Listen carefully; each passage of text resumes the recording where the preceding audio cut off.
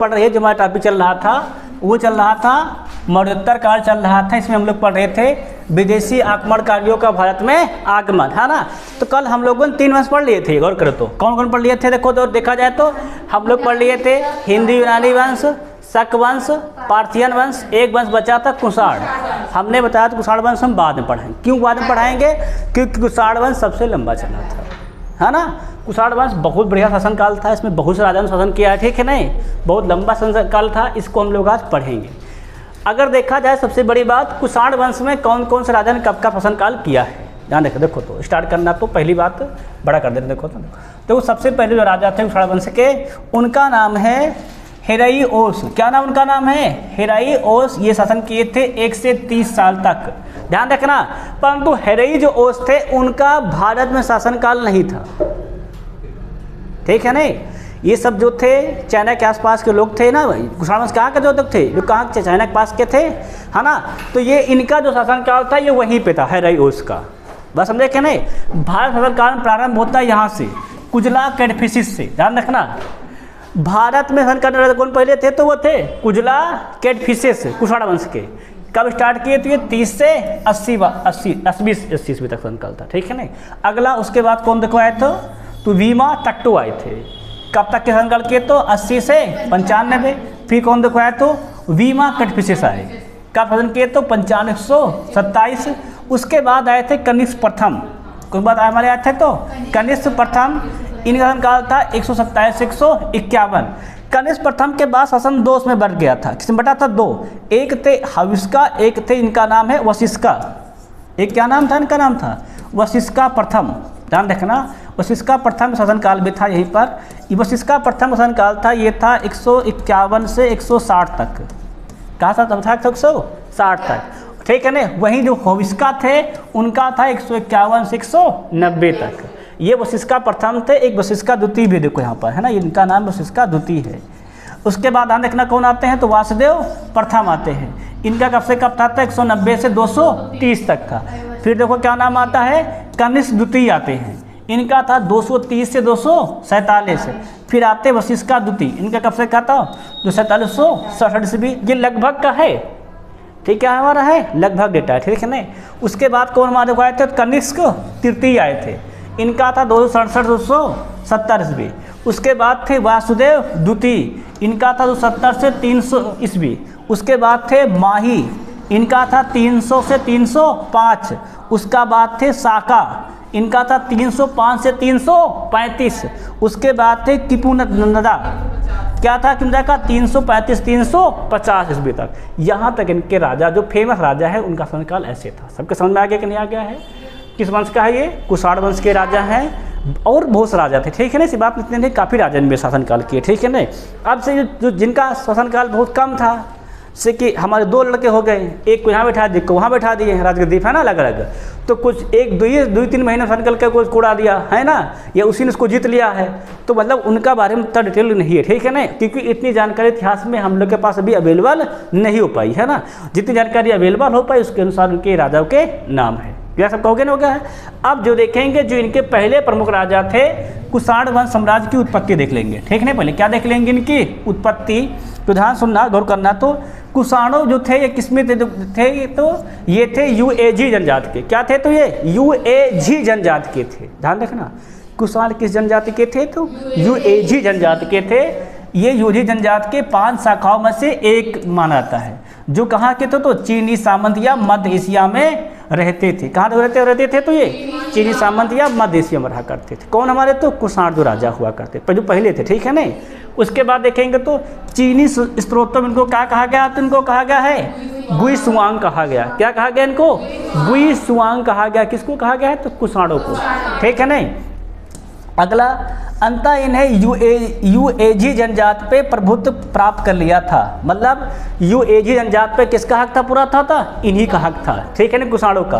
ध्यान रखना। तो पहली शताब्दी में, कब? पहली शताब्दी ईस्वी में पार्थियन और शकों को पराजित करते हुए पूर्व की ओर भारत की ओर ये बढ़े थे। कब बढ़े थे? पहली शताब्दी में। तभी तो पहले राजा कौन थे इनके? थे कुजला कैडफिसिस, है ना। कब शासनकाल था उनका? था 30 से, है ना, 50 से आसपास लगभग था। अब देख लेंगे जो पहले शासनकाल था उनका नाम है कुजला कैडफिसिस या कैडफिसिस प्रथम। ध्यान रखना, इनका क्या नाम है शासक, देखो तो जो शासक इनके थे उनका नाम है कुजला कैडफिसिस या कैडफिसिस प्रथम। कब थे? तो 30 से 80 ईस्वी। ध्यान रखना, कुजला कैडफिसिस थे, ये पहले ऐसे राजा थे जिन्होंने भारत में प्रवेश किया। किस वंश के? कुषाण वंश के। ध्यान रखना, तो भारत में बात किया जाए कुषाण वंश की स्थापना किसने किया? तो कुजला कैडफिसिस ने किया या कैडफिसिस प्रथम ने किया। बात समझ में ना यार, भारत में कुषाण वंश की नींव किसने रखी? तो कुजला कैडफिसिस या कैडफिसिस प्रथम ने रखी। क्लियर हो गया? नहीं क्लियर हो गया? ये बात सबके बात समझ में आएगी। भारत में कुषाण साम्राज्य की स्थापना किसने की? सबसे पहले तो यूझी प्रमुख, ये यूझी जनजाति के थे, सबको पता ही है ना। कौन थे? उनका नाम था कुजला कैडफिसिस ने की। उसने लोग कहाँ जीता? उसने काबुल, कांधार, अफगानिस्तान पर अपना आधिपत्य स्थापित कर लिया। ध्यान रखो, तो ये कहाँ हमारा है? तो ये उस समय का पश्चिम भारत था। क्या थमा था? तो और करेंगे पश्चिम उत्तर भारत था। क्या थमा था? पश्चिम उत्तर भारत पर कब्जा किया। जो भी विदेशी आक्रमण करते थे ज़्यादा कहाँ आक्रमण करते थे? पश्चिम उत्तर भारत पे। क्यों वहाँ का आक्रमण करते थे बच्चा? तो उसका कारण है पश्चिम उत्तर भारत जो क्षेत्र है वो मैदानी क्षेत्र है, ठीक है नहीं। और बाकी एक तरफ, तीन तरफ हमारी तरफ क्या? हमारी तरफ है सागरी है क्या नहीं? तीन तरफ पानी, ये पानी समुद्र है। एक तरफ क्या? हमारा पूरा हिमालय का पहाड़ टंगा पड़ा है, उससे वो डाक सकता नहीं जल्दी से, क्योंकि वहाँ दिन भर बर्फे गिरती रहती है कि नहीं। तो एक ही क्षेत्र बसता था, कौन? हमारा पश्चिमी उत्तर भारत। वही लोग वहीं से आते थे, वही भारत अटैक करते थे। और तब भारत काल बहुत बड़ा हुआ करता था, अफगानिस्तान तक भारत लगता था। तो देख नहीं रहो, काबुल, कंधार, अफगानिस्तान, ये तीनों वर्तमान में भारत में नहीं है।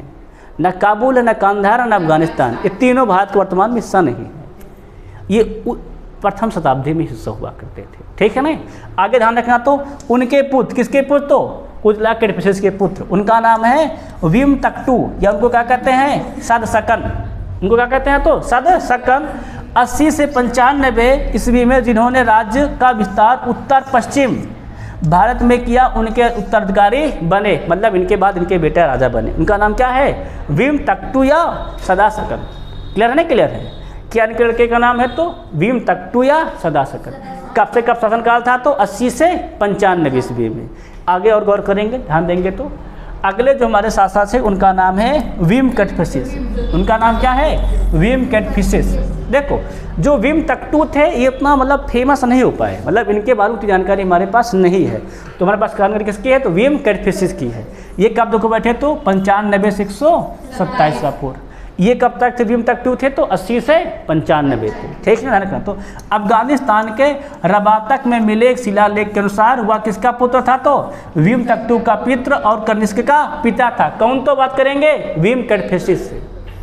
कौन थे विम कैडफिसिस? तो विमतक्तु का पित्र और कनिष्क का पिता, कुजला कैडफिसिस का पौत्र, जिनके प्रथम राजा थे उनका पौत्र तो कहलाएगा। क्लियर है कि नहीं क्लियर? अब आगे बात करें तो उसके हाथों में काफ़ी मात्रा में क्या थे? सोने के सिक्के थे। उसके द्वारा जारी किए गए सिक्कों से पता चलता है कि वह किसका भक्त था? तो कौन? विम कैडफिसिस। 95 से 127 है। आगे बात करें तो इस समय अवधि के दौरान बड़ी मात्रा में मिले, क्या ध्यान रखना, तो रोमन सोने व सिक्के थे।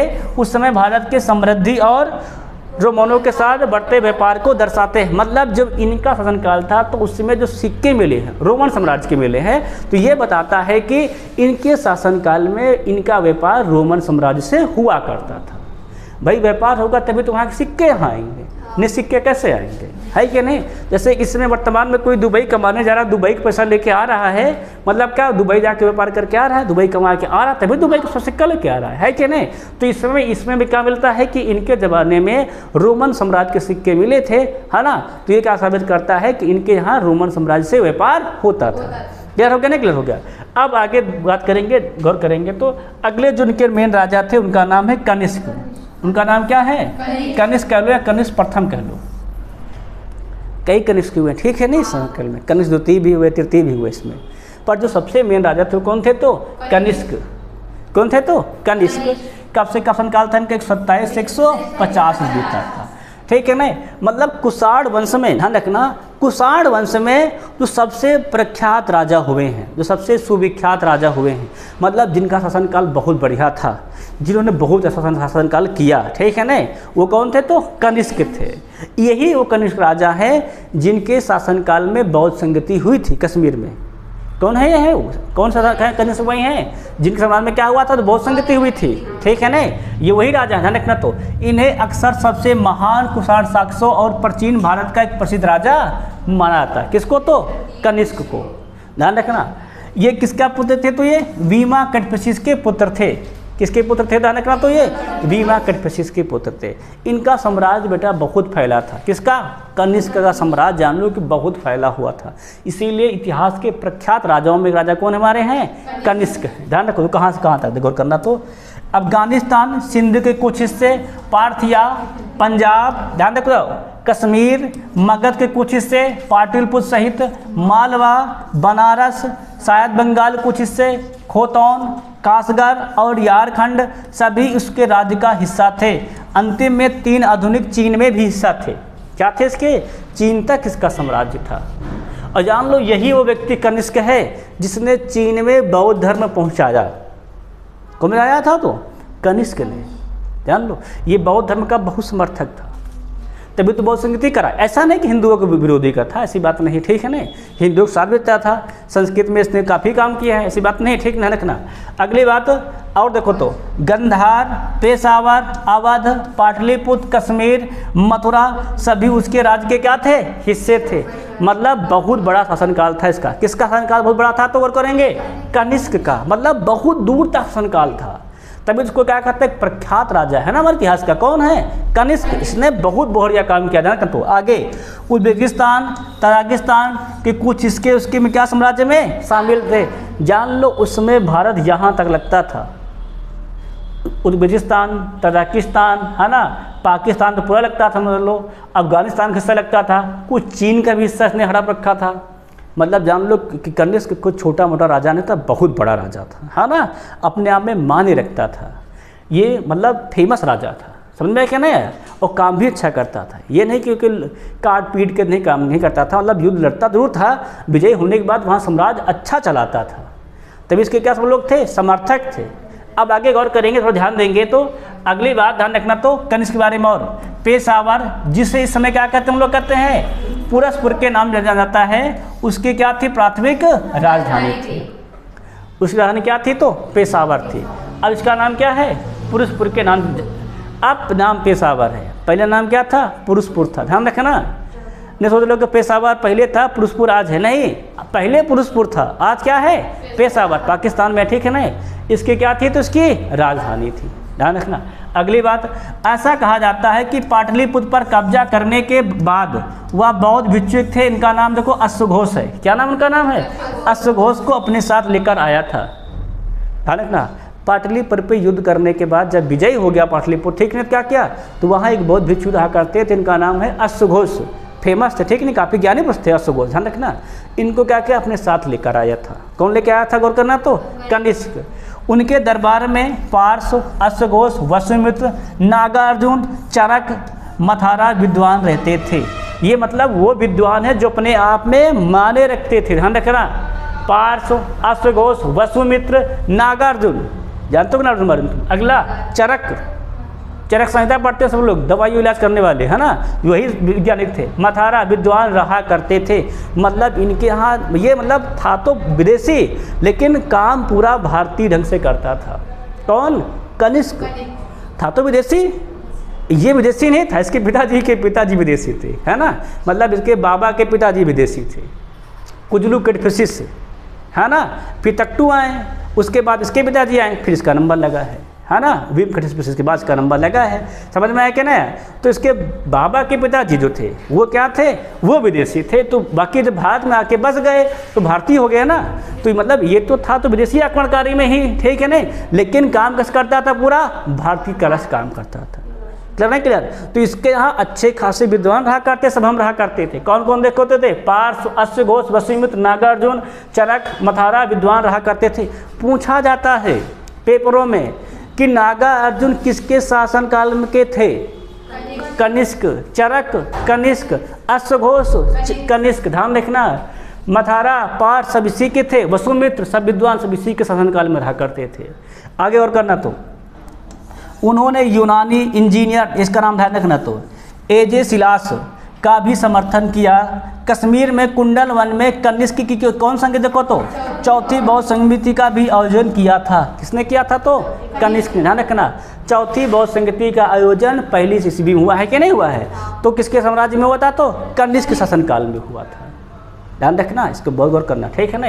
आगे देखा जाएगा नेक्स्ट पॉइंट, तो अगला जो हमारा है देखना, इस पॉइंट गौर करना। तो हालांकि वह धार्मिक सहिष्णु था, मतलब सभी को मानता था, ये नहीं किसी को विशेष मानता, ठीक है नहीं, लेकिन वह बौद्ध धर्म का समर्थक था। उसके सिक्के पर भारत, ग्रीस, फारसी धर्म के देवी देवताओं के तस्वीर अंकित है, मतलब वो सबको मानता था।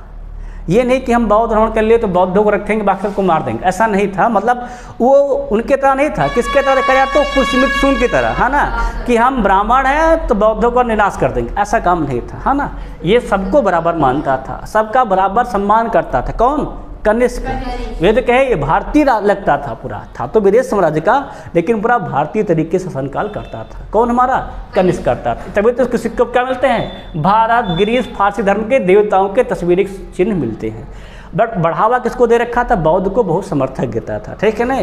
खासकर बौद्ध वो जो भिक्षु रहा करते थे, क्योंकि बच्चा वो किसी से काम तो करते नहीं थे, दिन भर ध्यान लगाते थे।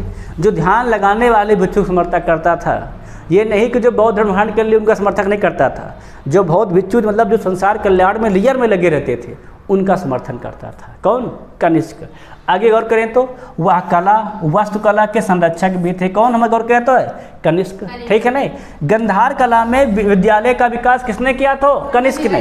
कनिष्क बच्चा बहुत से विद्यालय, महाविद्यालय बनवाए थे अपने शासनकाल में। कौन बनवाया था, तो कनिष्क ने। मतलब शिक्षा के क्षेत्र में बहुत विकास करने वाला कौन था, तो कनिष्क था। बताया नहीं मैंने इसीलिए कि वो था तो विदेशी, लेकिन शासन कैसा था, ऐसे लग रहा कि भारतीय हो, ठीक है ना। आगे ध्यान रखना, तो वह बौद्ध धर्म के महायान स्कूल के भी एक प्रमुख समर्थक थे, जिसे पूरे चीन में फैलाने का उनका क्या था, बहुत बड़ा योगदान हुआ। मतलब बताया नहीं कि इसका साम्राज्य चीन में भी था। कहाँ था साम्राज्य का था, चीन में भी था। आज तो कुछ चीन तुम्हारा खुद ही ले रहा है कि नहीं, हड़प ले रहा है। लेकिन ये एक ऐसे राजा थे जो भारत शासन करते थे, चीन को भी हड़प रखे थे। उज्बेकिस्तान, कजाकिस्तान, अफगानिस्तान सगर शासनकाल का था। किसका था इनका, तो कनिष्क का। इसकी मृत्यु कैसे हुई, यह अभी तक अज्ञात है। इनकी मृत्यु कैसे हुई, अभी तक अज्ञात है, मतलब उसके बारे में कोई जानकारी हमारे पास अवेलेबल नहीं है। आगे हम लोग गौर करेंगे तो ध्यान रखेंगे, तो हम देखेंगे कुषाण साम्राज्य की उपलब्धियाँ। क्या देखेंगे, उपलब्धियों का महत्व, मतलब उन्होंने क्या क्या हमें देकर गए, है ना। गौर करेंगे तो देखो राजा तो कई हुए, ध्यान रखना, पर उन सभी राजाओं के बारे में ज़्यादा जानकारी नहीं है अवेलेबल, कहीं पे भी नहीं, ठीक है ना। जब अवेलेबल नहीं तो हम कैसे उसको बताया जाए, है कि नहीं। जितनी जानकारी है उतने से पेपर में पूछा जाएगा, उतना आपके लिए हम करा दे रहे हैं, ठीक है। गौर करना। तो अगला, इस समय के दौरान संस्कृत साहित्य का उदय होना शुरू हुआ। चौथी बौद्ध परिषद के संचालन के लिए संस्कृत का उपयोग किया गया था। ये ध्यान रखना, सबसे बड़ी इंपॉर्टेंट पॉइंट है। चौथी बौद्ध परिषद के संचालन के लिए किसका उपयोग किया गया था, तो संस्कृत का उपयोग किया गया था। मतलब जो चौथी बौद्ध संगति हुआ है, कौन भाषा यूज की गई थी, तो संस्कृत यूज की गई थी। ध्यान रखना, गौर करना इस बात को। अगला, ऐसा माना जाता है कि प्रथम संस्कृत नाटककार अश्वघोष थे। कौन थे, तो अश्वघोष। कौन थे, अश्वघोष थे प्रथम संस्कृत नाटककार। और कहाँ रहते थे वो, तो कनिष्क साम्राज्य के विद्वान थे। कहाँ रहते थे वो, कनिष्क साम्राज्य के विद्वान थे, कनिष्क के दरबार में रहा करते, ठीक है ना। आगे करना, तो इस समय के दौरान 3 अलग अलग कला विद्यालय, ध्यान रखो 3 अलग अलग कला विद्यालय कौन कौन देखो विकसित हुए, तो उत्तर पश्चिम भारत में गंधार विद्यालय। कहाँ उत्तर पश्चिम भारत विद्यालय में, तो गंधार विद्यालय। वही आंध्र प्रदेश में अमरावती विद्यालय, और गंगा घाटी में मथुरा विद्यालय। भारत में चीन के और चीन साथ ही भारत में रोमन साम्राज्य व्यापार भी समृद्ध थे। मतलब ये विद्यालय विख्यात हुए और इनका चीन और रोमन साम्राज्य से क्या था, बराबर व्यापार था। किसका, मतलब ये कुषाणों का। किसका था, कुषाणों का। कि बेटा कुषाण जो थे वो चीनी सामंत थे और मध्य एशिया के भी थे, है ना। तो इनका सगल से अच्छा खासा संबंध था। आगे गौर करेंगे, थोड़ा योगदान के बारे में देखेंगे, तो ध्यान रखना ये इंपॉर्टेंट पॉइंट है। कुषाणों ने सिल्क रोड, क्या हमारा है, सिल्क रोड पर महत्वपूर्ण हिस्सों पर शासन किया, जिससे बौद्ध धर्म पूरे चीन में फैल गया। ध्यान रखना, सिल्क रोड पर इन्होंने क्या किया, शासन किया। अगर आपकी कोई व्यापार गली अगर आप शासन काल कर रहे हो तो जो भी उससे आ जा रहा है उसको बात आपके बारे में मालूम नहीं चलेगा। जब मालूम चलेगा तो आपके बारे में क्या होगा, पूरा विख्यात हो जाएगा, जानकारी का सब हो जाएगी, फैलती जाएगी। तो वही ने क्या किया, सिल्क रोड पर इनका क्या था, शासन था, जिससे क्या हुआ, पूरे चीन में कौन धर्म फैल गया, तो बौद्ध धर्म फैल गया था। ध्यान रखना, बौद्ध धर्म का विस्तार लगभग इसी समय कोरिया और जापान में भी होने लगा था। किसका शासनकाल में, तो कुषाण शासनकाल में। ठीक है, ध्यान गौर करना आगे। कुषाण शासकों में प्रयोजन में कई मीनारें, चैत, नगर और उत्कृष्ट मूर्तियां बनाई गई थी। मतलब ये कला में भी काफ़ी श्रेष्ठ थे। कौन थे, तो कुषाण। अब ये बहुत पहले की बात है ना, पहली शताब्दी, दूसरी शताब्दी, तीसरी शताब्दी की बात है, तो उतना ज़्यादा अब रहा नहीं गया, सब खत्म हो गया है ना। पर इन्होंने काफ़ी काम उस समय अपने समय में किया था भारत में। आगे गौर करेंगे तो सबसे पहले तो कुषाण विदेशी आक्रमणकारी थे। क्या थे, विदेशी आक्रमण थे। फिर भी उनकी पद्धतियाँ, संस्कृत क्या थी, पूरी तरह से भारतीयकृत थी। मतलब थे तो विदेशी, लेकिन जो उनकी संस्कृति थी, मतलब जैसे वो रहन सहन करते थे, जैसे वो काम करते थे, वो कैसा लगता था, पूरा पूरा भारतीय लगता था। वो कभी लगता ही नहीं था कि ये विदेशी हैं। मतलब वो इतना ढल चुके थे इनके बाद शासक कि वो लगने लगा था कि क्या ये पूरे भारतीय राजा हैं। आगे गौर करें, थोड़ा ध्यान रखना। तो भारतीय इतिहास में कुषाण काल को गुप्त साम्राज्य के स्वर्ण काल के पहले का काल माना जाता है। मतलब कुषाण वंश जो था, इसके बाद कौन सा काल लगा, तो गुप्त काल आया। मतलब गुप्त वंश का प्रारंभ हुआ। ठीक है ना। तो गुप्त वंश को काल को भारतीय इतिहास में क्या कहते हैं, स्वर्ण काल कहते हैं। क्या काल कहते हैं इसको, स्वर्ण काल कहते हैं। देखना पूछा जाता है भारतीय इतिहास में स्वर्ण काल किसका कहा कहलाता है, तो गुप्त काल कहलाता है। ठीक है ना। अब गुप्त काल में कोई ये नहीं देख लेगा चंद्रगुप्त प्रथम, है ना, चंद्रगुप्त मौर्य गुप्त काल में नहीं आते। हाँ देखना, चंद्रगुप्त मौर्य गुप्त काल में नहीं आते, उनके नाम केवल गुप्त है। ठीक है। चंद्रगुप्त इसमें भी आते हैं पर वो मौर्य नहीं है। ठीक है ना, वो गुप्त साम्राज्य के चंद्रगुप्त हैं। ध्यान रखना। ठीक है ना, क्योंकि बच्चे कंफ्यूज जाते हैं सर चंद्रगुप्त यहाँ भी पढ़ा रहे हैं, चंद्रगुप्त आप वहाँ भी पढ़ाए थे। तो उनका जो मौर्य वंश के राजा थे उनका नाम था चंद्रगुप्त मौर्य। यहाँ जो राजा रहे उनका नाम केवल चंद्रगुप्त रहेगा। ठीक है ना, यहाँ जो राजा रहेंगे वो गुप्त साम्राज्य के राजा रहेंगे। क्लियर नहीं, क्लियर है। तो जो हमारा कुषाण वंश था किसके पहले था, तो माना जाता है गुप्त के स्वर्ण काल के पहले का समय था। ठीक है ना। इसके बाद जो लगेगा वो गुप्त वंश रहेगा। गुप्त वंश हम लोग क्या पढ़ेंगे, कल से पढ़ना स्टार्ट करेंगे। ठीक है ना। आज जो हमारा था कुषाण वंश था। कुषाण वंश में जितनी जानकारी अवेलेबल थी मेरे पास वो मैंने आपको बता दिया है। ठीक है ना। अब कल से हम लोग क्या पढ़ेंगे, कल से हम लोग पढ़ेंगे गुप्त साम्राज्य। ठीक है ना। बाकी तब तक सभी से जय हिंद।